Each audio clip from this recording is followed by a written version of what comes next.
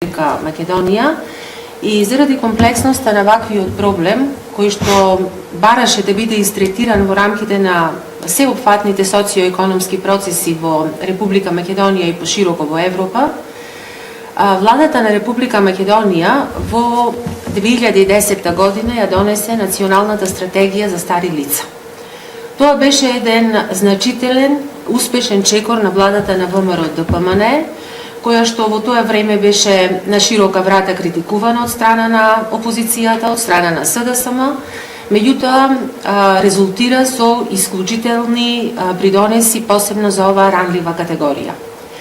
Националната стратегија за стари лица ја опфати временската рамка од 2006-2010 година и целосно соодветствуваше со Уставот на Република Македонија, но пред се со програмата за европска интеграција и за социјална благодет, која што се наоѓаше уште во предизборната програма на ВМРО-ДПМНЕ, со која што настапи подоцна на парламентарните избори и се покажа на вистина како оправдана. Со оваа национална стратегија пред се зачна прашањето кое што се однесуваше на здравствениот и социјалниот статус на старите лица, на образованието на старите лица и на пензискиот систем, кои што како показатели се многу важни во детерминирањето на квалитетот на животот на старите лица. Сега би се префрлила конкретно на вашето прашање во делот на она што значи социјално домување на старите лица, со оглед на фактот дека во 4 јавни установи во кои што во моментот се сместени и престојуваат старите лица во Република Македонија, со една опфатна бројка од околу 550 апроксимативно, околу 220 стари лица се од најранливата категорија, односно лица кои што се материјално необезбедени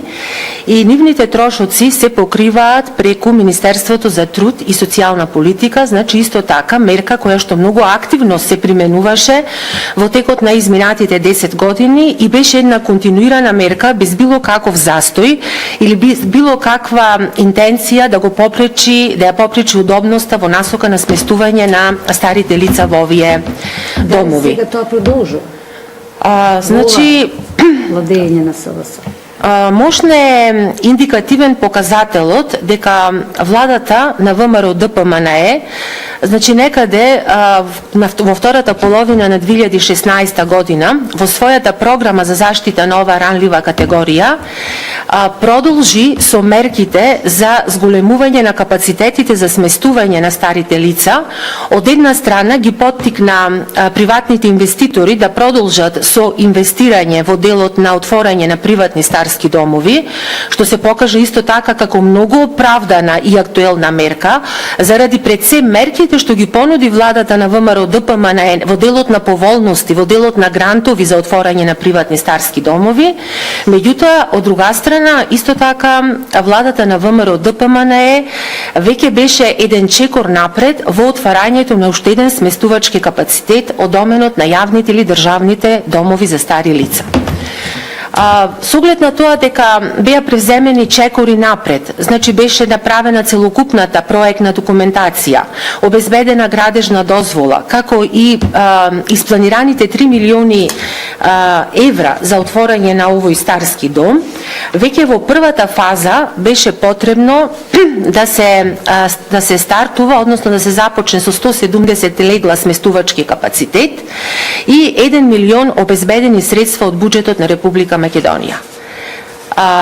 Овој објект беше планиран да се отвори на територијата на општината Газибаба, меѓутоа за жал со промената на власта, со насилната промена на власта, со она за кое што сме сведоци сите во второто полугодие на 2016 година,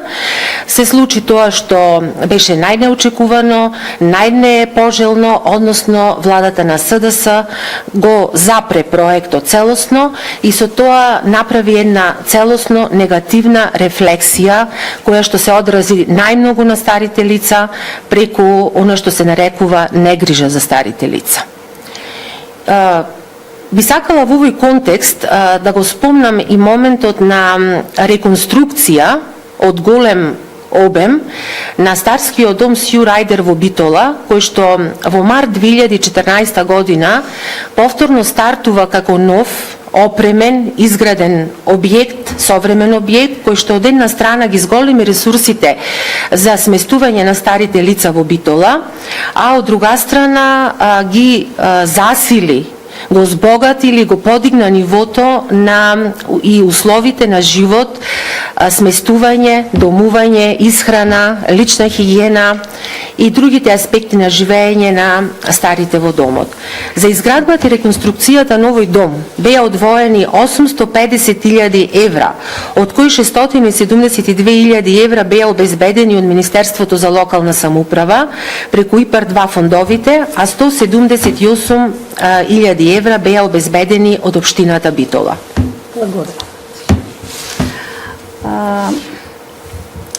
Сега имаме категорија во Македонија, имаме една најранлива социјална категорија на граѓани,